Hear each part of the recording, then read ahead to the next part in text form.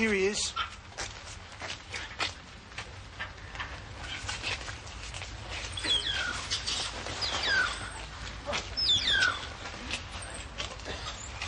Oh, he's not as bad as I feared.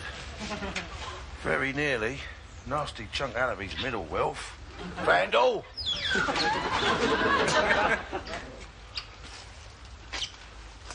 So I'll get round that somehow. Mind you, probably end up a bit shorter than he's used to. Oh dear, a bit gamey, ain't he? You'd be gamey if you'd been dead for a week. Plastic bag in the hut. Thank God for that. I'm a bit worried about the ethics of this. How do you mean? Well, it's not zoo policy to hand over the corpses of wildlife to all and sundry. My conscience is troubling me deeply. But I reckon a £5 might ease it a bit. A £5? It's a bargain when you think about it. He's only about 85p a pound. Roger's cheaper than mince. Oh, for God's sake. Roger's only in slightly better condition than mince. And here's £2. You're taking money off a starving man. If things get too desperate, you can always bang Roger under the grill. Incidentally, Wilf, I'd be quite interested in a penguin. I can't start assassinating the animals tomorrow. You have to take what's going. Or rather, what's gone. All right, then, well, keep me posted, won't you? Nothing too big. As soon as I get the hang of this, you know, I'll get a bit more ambitious. There's no point giving me a bell if the hippo snuffs it. Lovely. Who's a pretty boy, then? He's not a parrot, Elspeth. Oh, well, he's adorable, Daphne. He's almost adorable, I may say, as my own grandson. And how is your grandson? Oh, Has his nose made up its mind which way it's going yet? Oh, it's straightened out most satisfactorily, thank you, Daphne. Oh, that must be an enormous relief. Cake? I know how much you like my cakes, so I don't begrudge the time and effort it took to make this one. I'm not a cake person myself, one has to watch one's figure, but I do like to think that my cakes have something of a reputation.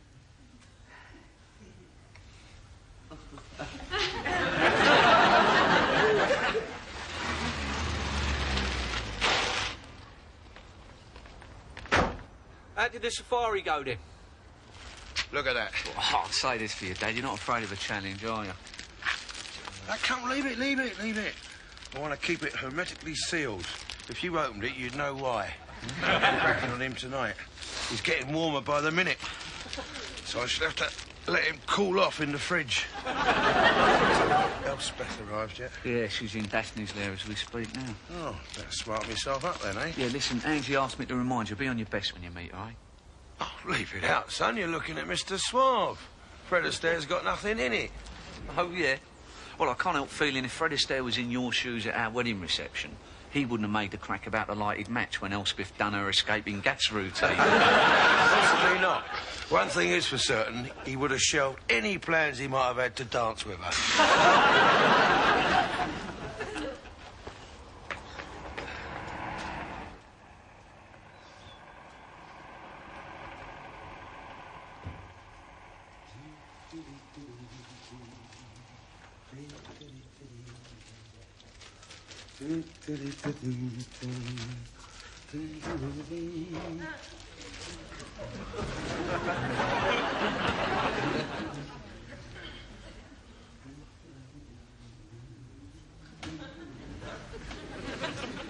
I'm afraid it sounds as if he's arrived home safely. Look, Daphne, I've coped with everything the Luftwaffe could throw at me. I think I can cope with Mr. Tyler. Yes. I think you need to reserve your strength. Have some more cake. Oh, I insist. I know how much you like it, and that last bit disappeared in seconds. I'll just top this up.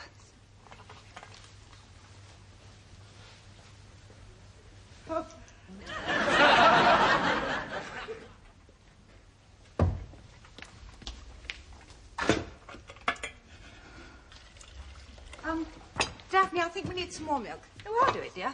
Good. I don't think my grandson should be left alone. Right.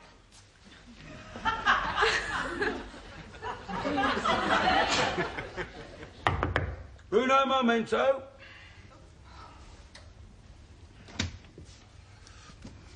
I like to think I've lived a very full life.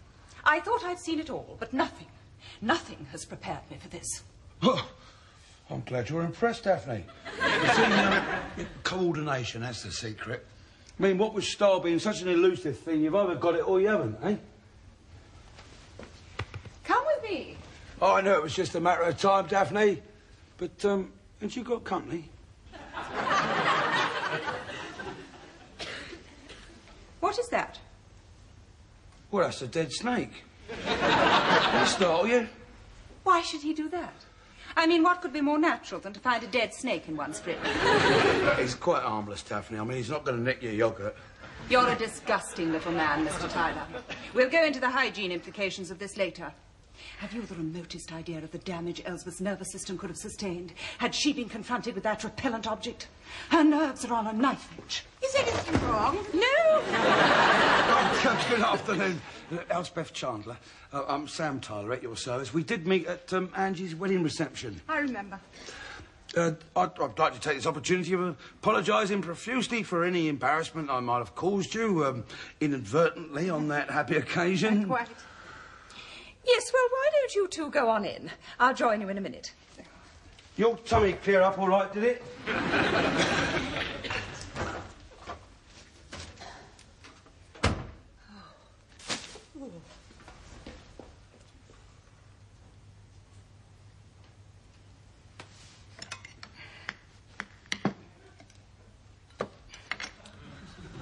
Oh, don't mind if I do.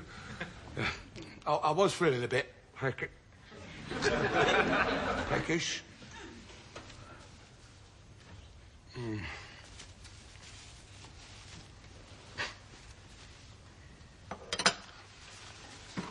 Well, marvellous tea. Not too hot, not too cold. Temperature-wise, spot on.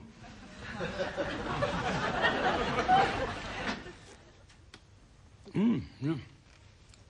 Yeah, not too strong, not too weak. Just right. Of course, some people prefer to put the milk in first, don't they? But there's another school of thought that says you put it in after.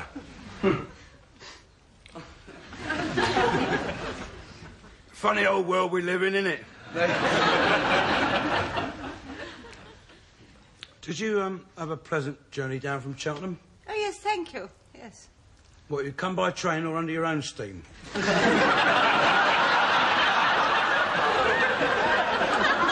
didn't mean it to sound like that. It just come out. I didn't mean that either. Well, Daphne, it's been enormous fun, and we must do it again sometimes. I just want to powder my nose before I... Just across the hall, love. Give it a couple of tugs.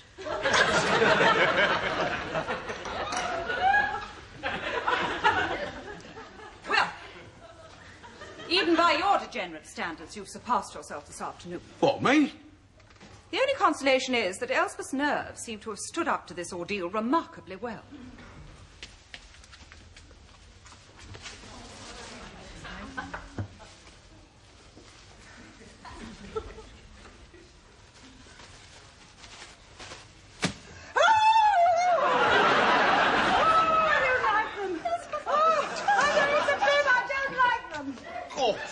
She's gone with the wind. You!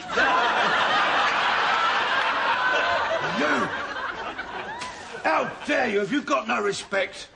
Who didn't eat their cake? You're worse than a flaming mongoose, you are. Mr. Tyler, in future, if you want a dumb creature to stuff, I suggest you look no further than the mirror.